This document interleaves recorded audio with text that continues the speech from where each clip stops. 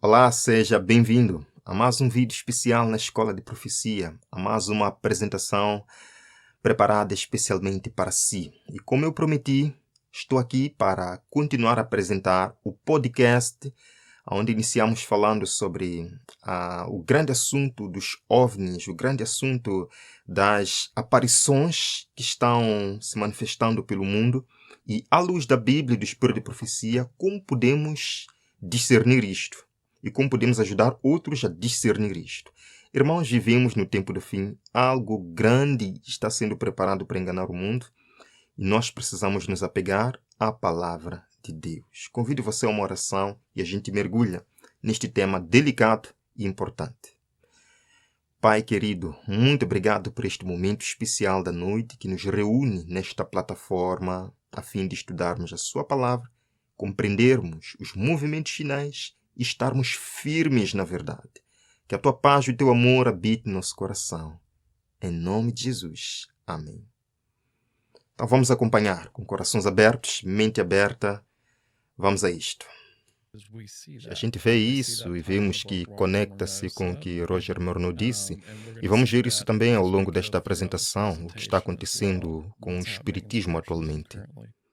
É interessante também que os exemplos que temos na Bíblia de pessoas que realmente seguiram por esse caminho foram aquelas pessoas cujas espiritualidades estavam diminuindo.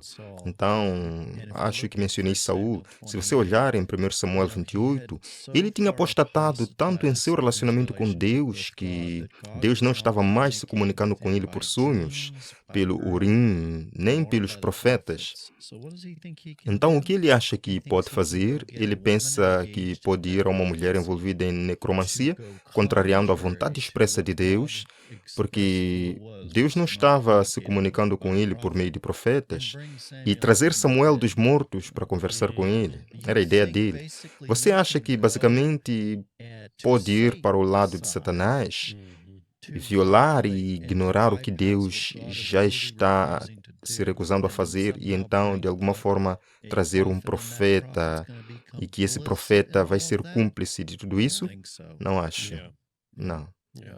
Ele está enganando de muitas maneiras. Vamos pegar outro clipe curto aqui e ver o que Roger Morneau disse. Ele disse: se você acha isso incrível, espere até que os espíritos imitem uma das pessoas falecidas que você conhece pessoalmente, como um tio, um irmão ou uma irmã. E ele disse: isso é único. Mas era assim que era. Eles conseguem reproduzir a voz de uma pessoa com uma precisão impressionante, perfeitamente. Os espíritos se orgulham muito disso porque isso também me chamou muito a atenção. O padre disse que à medida que os tempos neste planeta se tornam cada vez mais difíceis e calamidades de todos os tipos atingem o planeta com mais frequência, os espíritos demoníacos vão impressionar as pessoas com a importância da santidade do domingo. Então, eu achei que isso é importante e vamos ver mais disso conforme avançamos. Mas, lendo mais adiante, nos escritos inspirados, diz: Satanás tem poder para apresentar aos homens a aparência de seus amigos falecidos. A imitação é perfeita, o rosto familiar, as palavras, o tom são reproduzidos com uma clareza maravilhosa. Então, ela está confirmando o que está dizendo. E, de novo, isso é uma enganação maligna, é feita para mexer com suas emoções mais profundas. Sim, realmente é uma enganação maligna. Este cavalheiro aqui é Joy Jordan. Ele também é bastante conhecido, nessa área. Ele foi diretor da MUFON, uma organização que investiga esse tipo de fenômeno de maneira científica. É uma organização global e muito importante no movimento UFO. Então, vamos ver o que ele tem a dizer. Algo que apareceu nas pesquisas ao longo dos anos foi incomum. E isso não sou eu, mas outros pesquisadores também. Acho que Barbara Bartolick foi uma delas. Todos nós já nos deparamos com casos em que, no depoimento do participante da experiência, a pessoa fala sobre realmente ter encontrado parentes mortos durante a experiência, quando são levados a bordo de uma nave. Também já encontramos relatos de outros pesquisadores descrevendo a mesma coisa, onde os participantes compartilharam testemunhos de que eles também encontraram amigos ou parentes que haviam morrido durante essas experiências. E isso não faz nenhum sentido, considerando que isso é supostamente sobre alienígenas. Então, ele também está confirmando que em suas investigações ele tem encontrado repetidamente esse tema recorrente de parentes mortos. Sim. E, novamente, dos escritos inspirados que lemos. Os santos devem obter uma compreensão completa da verdade presente que eles serão obrigados a manter pelas Escrituras. Eles devem entender o estado dos mortos, pois os espíritos de demônios ainda aparecerão a eles, professando ser amigos e parentes queridos, que lhes declararão que o sábado foi mudado, junto com outras doutrinas não bíblicas. Sabe, eu acho que quando se trata da questão do domingo, o diabo vai usar a cenoura primeiro, não é? Ele vai brincar com as emoções das pessoas, ele vai fazer os entes queridos falecidos aparecerem para elas e implorar que adorem no domingo. Mas eu acho que, consistente com o caráter de Satanás, o roteiro eventualmente vai virar. E é aí que aparecem as multas, a prisão e a perseguição. Pensa bem, anjos malignos estão por toda parte. E anjos bons também estão. Na verdade, a Terra é bem cheia. Tem muito mais seres aqui do que apenas 8 bilhões de pessoas no planeta. Em Gênesis 2, Deus colocou a árvore do conhecimento do bem e do mal no jardim e disse: da árvore do conhecimento do bem e do mal não comerás, porque no dia em que dela comeres, certamente morrerás. Aqui, qual foi a primeira mentira registrada em Gênesis 3? A serpente disse à mulher: certamente não morrereis. Foi o exato oposto do que Deus havia dito, foi a primeira mentira. Então ele continuou: pois Deus sabe que no dia em que comerdes disso, se abrirão os vossos olhos e sereis como Deus, conhecendo o bem e o mal. Eva acabou morrendo. Essa é a realidade, foi uma mentira. E ao longo da Bíblia encontramos repetidamente o mesmo tema. Os mortos não sabem nada. Não há trabalho no túmulo. Aquele que desce ao túmulo não sobe mais. Ele não volta mais para sua casa. Não há lembrança na morte. E no Salmo 115 diz: os mortos não louvam o Senhor. Agora, Alex, se seus entes queridos falecidos estão no céu, como você concilia isso com este versículo da Bíblia? Os mortos não louvam o Senhor. Vamos ler a primeira parte dessa citação e depois passar por vários pontos antes de olhar para a segunda metade.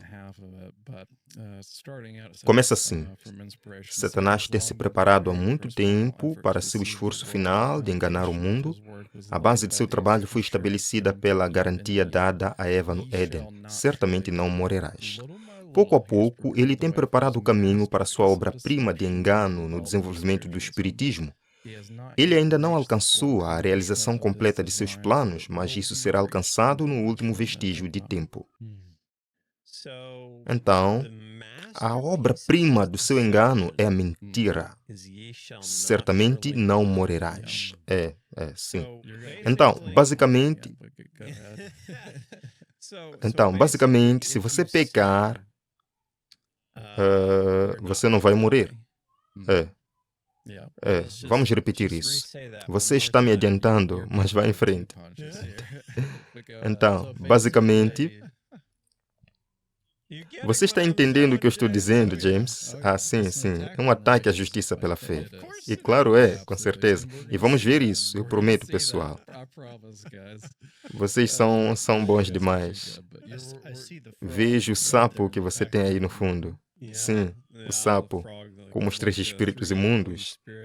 Falando nisso, Apocalipse 16, verso 13 a 14 diz: E vi três espíritos imundos semelhantes a sapos saírem da boca do dragão, da boca da besta e da boca do falso profeta.